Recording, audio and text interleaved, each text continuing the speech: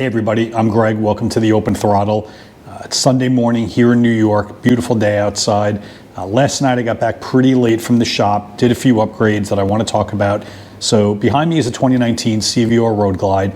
You might have seen on the channel that we've made some upgrades to the bike, which I've covered in some other videos. But specifically what we did over the weekend was we changed the front suspension. Originally I had the stock CVO suspension, which is pure garbage.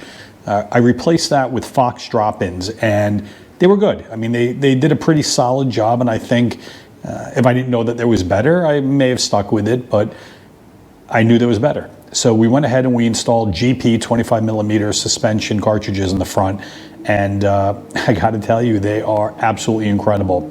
Just came back from a ride, I don't know, maybe an hour and a half, and by the time I got to the end of my block, I could tell the difference.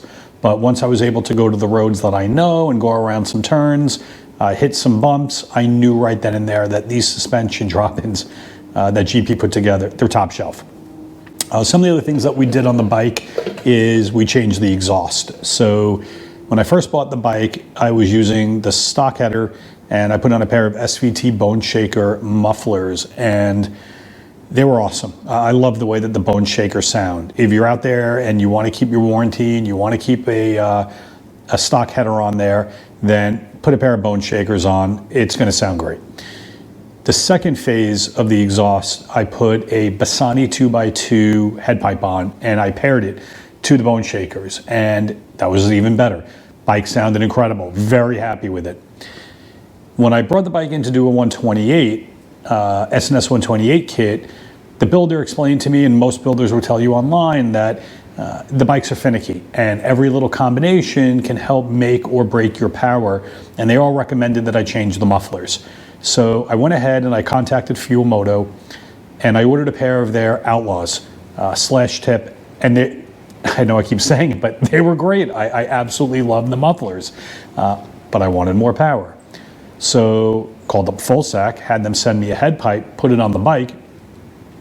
Interesting enough, I did not see any gains between a Full Sack header and Fuel Moto Outlaws and the Bassani 2x2 and Fuel Moto Outlaws. I was stunned. I couldn't believe it, but the dyno doesn't lie. And I kind of felt that I should have stayed with the Bassani, but I did notice a difference in the sound.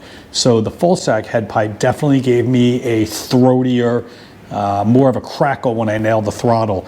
And I don't know about you, but I'm addicted to that noise. So at the end of the day, was it worth it? I think so. Even though the dyno didn't give me better numbers, I felt that adding the Full Sack made the bike sound better. So now what we did was we put on a Fuel Moto 2-to-1 RTX pipe. And you hear about it, people tell you that a 2-to-1 performs better. I didn't want to believe it.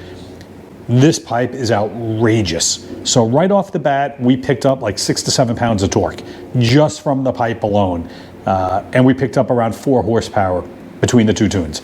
And what I noticed most about this pipe compared to the previous setup is, especially on the low end, is when you crack the throttle. I mean, when you get on it first, second, third gear, you just feel that torque down low, and the sound that comes out of the back of this pipe is absolutely ridiculous. I'm sure having a 128 has something to do with it. I'm sure that having a T-Man 226 cam has something to do with it, because as we know, different cams are going to perform a different lope. So depending on how you like your bike to sound, I am absolutely stunned at how well this bike sounds. So between the better performance from a fresh tune and a 2-to-1 pipe, as well as adding the GP suspension up on top, I can tell you emphatically that this bike is exactly dialed in where I want it to be. But a couple of other things that we added to the bike is I added some parts by Rebuffini. I added a brake control arm and a brake pedal. I added the Rebuffini wheelie series grips, and on the other side of the bike I added their shift linkage and a heel toe shifter. I love the way it looks. I mean, they make the greatest parts. They have such attention to detail over in Italy. The craftsmanship that goes into the manufacturing process is I mean, it's outrageous, and I'm excited to show it to you. I'm going to take the camera, I'm going to go through the bike a little bit more in detail, and I'm excited to show it to you. So let's take a look at what we're doing here. So right off the bat, I want to show you the brake arm assembly. And you can see here that it's got some real nice customization, and what's really great about this is a 4-point position.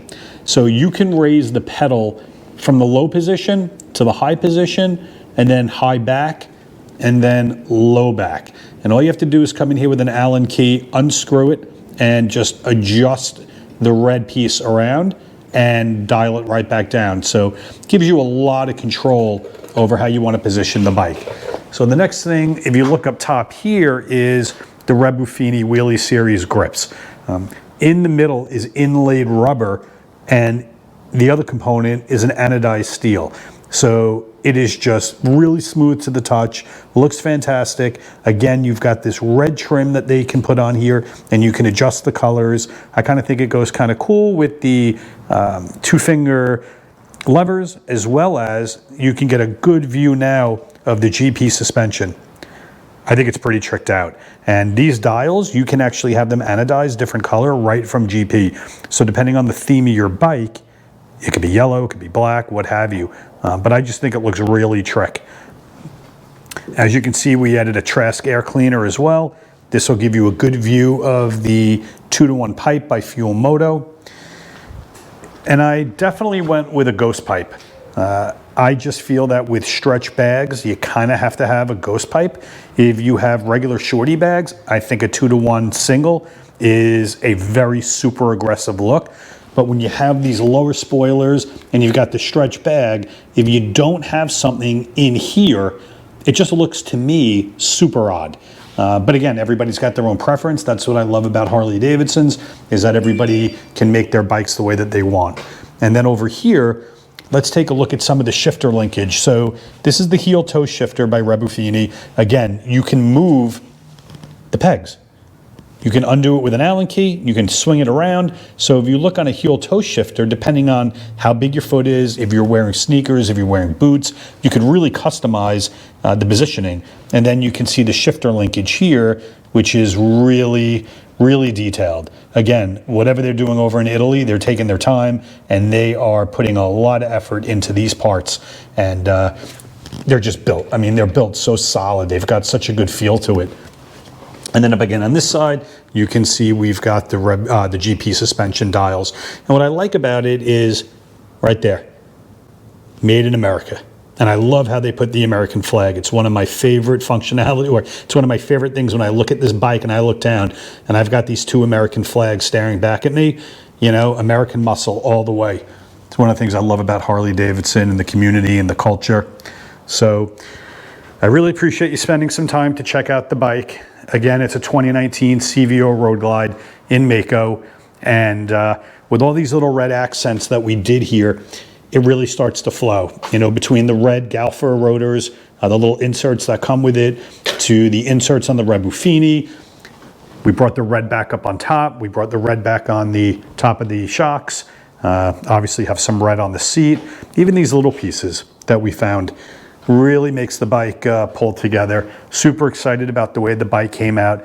And in case you're looking in the background, this is not a paid plug, but Get Lowered Cycles in Pennsylvania has been building the bike since it was stock. And I can't say enough about the quality and the craftsmanship that these guys do. So thanks again for tuning in. Hit the subscribe button, hit the like button. And if you have any suggestions for content, hit me up. Have a great day.